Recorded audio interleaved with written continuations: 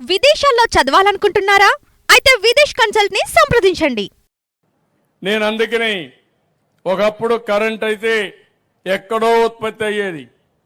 ఈరోజు మీ ఇంటి పైన మీరు కరెంట్ ఉత్పత్తి చేసుకునే పరిస్థితికి వచ్చాం. రూఫ్ టాప్ లో పవర్ తయారు చేసుకునే పరిస్థితికి వచ్చాం. సూర్యగర్లో ప్రతి ఒక్క ఇంటికి 2 కిలోవాట్లంటే 240 యూనిట్లు ఉత్పత్తి చేసుకోవడానికి ఫ్రీగా ఇస్తున్నాం ఎస్సీలకు ఎస్టీలకు. మిగిలిన వాళ్ళకు 3 యూనిట్ల వరకు అంటే 3 కిలోవాట్లు ఇస్తాం. 3 కిలోవాట్లను 78,000 రూపాయలు సబ్సిడీ ఇస్తాం. మీరు పెట్టుకొని దానికంటే ఎక్కువ అయితే మీరు తిరిగి పే చేయడం కానీ లేకపోతే మేమే పెట్టి మీకు ఇస్తాం. ఆ పైనుండే డబ్బులు తీరే వరకు మీ కరెంటు డిపార్ట్మెంట్కి ఇస్తే దాన్ని స్వాపింగ్ చేసుకుంటారు, అడ్జస్ట్ చేసుకుంటారు. ఆ విధంగా కూడా ముందుకు పోతున్నాం అని చెప్పి నేను మీకు తెలియజేస్తున్నా. ఈరోజు నేను ఒకటే మిమ్మల్ని కోరుతున్నాను. నేను ఒక 10 ప్రిన్సిపల్స్ తీసుకున్నాను. జీరో పావర్టీ నా జీవితాశయం. ఎన్టీ రామారావు గారు ఎప్పుడూ చెప్పేవారు, పేదరికం లేని సమాజాన్ని చూడాలనేది ఎన్టీఆర్ కళ. దాన్ని సాధించడానికి నేను మీకు అండగా ఉంటానని మరొకసారి మీకు తెలియజేస్తున్నా. అందుకే ఈ సంవత్సరం P4 అనే పాలసీ తీసుకొచ్చి పబ్లిక్ ప్రైవేట్ పీపుల్స్ పార్ట్నర్షిప్తో మీ ఆదాయాన్ని పెంచే విధానానికి, పేదలకు అండగా ఉండే విధానానికి శ్రీకారం చుడుతున్నాం. రెండవది ఉద్యోగాలు రావాలి. ప్రతి ఒక్కరికి పని ఉండాలి. పని ఉంటే మనం ఆరోగ్యం బాగుంటుంది, ఆదాయం వస్తుంది, మనిషి కూడా తృప్తినిస్తుంది. ఇప్పుడే ఒక టీచర్ని, బేగం గారిని మీరు చూశారు.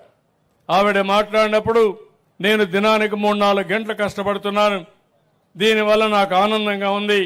కొంతమంది అన్నా నాకు మానసిక వికాసం ఉంది, నాకు స్ట్రెస్ లేదు, ఏదో ఒక పని ఉందని చెప్పే పరిస్థితికి వచ్చింది.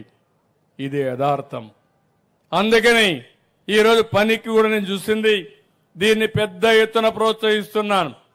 ఏదైతే ఈరోజు మీరు ఆలోచిస్తున్నారో వర్క్ ఫ్రం హోమ్ అనేది ఒక విధానం కావాలి. మీకు అవసరమైతే స్కిల్ డెవలప్మెంట్ కోసం ప్రత్యేకమైన శ్రద్ధ పెడతాం. కంపెనీలు కూడా తీసుకురావడానికి ప్రోత్సహిస్తాం. మీ ఇంట్లో మీరు కూర్చొని చదువుకున్న వాళ్ళు పనిచేసే విధానానికి శ్రీకారం చుడతామని చెప్పి కూడా నేను మీకు తెలియజేస్తున్నా. చాలా మంది ఆడవాళ్ళు ఉన్నారు. ఒకప్పుడు డాక్రా సంఘాలు పెట్టాను, పొదుపు ఉద్యమం నేర్పించాను. ఆ రోజు అందరూ నన్ను ఎగతాళి చేశారు.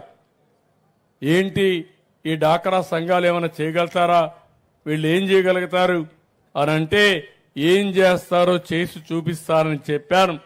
నేను ఆ రోజు వేసిన విత్తనం ఈ డాక్రా సంఘాలు, మా ఆడబిడ్డలని చెప్పి కూడా నేను మీకు తెలియజేస్తున్నా. ఈరోజు బ్రహ్మాండంగా ముందుకు పోయారు. పొదుపు ఉద్యమంతో ప్రారంభించి ఒక శక్తివంతమైన మహిళా శక్తిగా మీరు తయారయ్యారు. ఈరోజు మీ అందరి శక్తిని మళ్లీ ఉపయోగించుకుని పెద్ద ఎత్తున మిమ్మల్ని చిన్న చిన్న పరిశ్రమలను ప్రోత్సహించి తద్వారా మీ ఆదాయం పెంచే కార్యక్రమానికి కూడా ముందుకు పోతాం. నేను అందుకే మొన్న ఒక మాట చెప్పాను, గ్రామాల్లో డైరీకి ఎక్కువ ప్రాధాన్యత ఇవ్వాలి. ప్రతి ఒక్క ఇంట్లో పేదవాడి ఇండల్లో ఒక 2 బర్రెలు కానీ ఆవులు కానీ ఉండే పరిస్థితి రావాలి.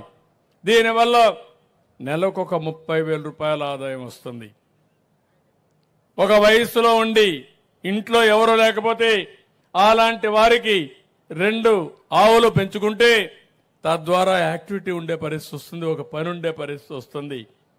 దీనికి కూడా ఏమే విధంగా మోడర్నైజ్ చేయాలనో అవన్నీ కూడా చేస్తాం. అదే మాదిరిగా మూడోది పాపులేషన్. ఈరోజు పాపులేషన్ మీరు చూస్తే మానవ వనరుల అభివృద్ధి కావాలి, స్కిల్ డెవలప్మెంట్ కావాలి. ఇంకో పక్క జనాభా కూడా తగ్గిపోయే పరిస్థితి వస్తూ ఉంది. ఈరోజు మీ కందుకూరులో కూడా 1.6 ఫెర్టిలిటీ రేట్. ఒక దంపతులు 1.6కు మాత్రం జన్మనిస్తున్నారు. అంటే 2.1 ఉంటే రీప్లేస్మెంట్ లెవెల్. మీ ఊర్లో మీరు చూస్తూ ఉంటారు, జనాభా తగ్గిపోతూ ఉంటారు. ముసలి వాళ్ళు ఏజ్ అయిన వాళ్ళందరూ ఉంటారు, చిన్నపిల్లలు కనపడరు. ఉన్నా కూడా కొంతమంది బయట వెళ్ళిపోతారు.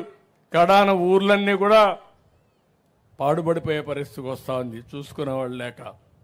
అందుకే నేను చెప్తున్నాను, జనాభా పెంచడం కూడా మీ అందరి బాధ్యత.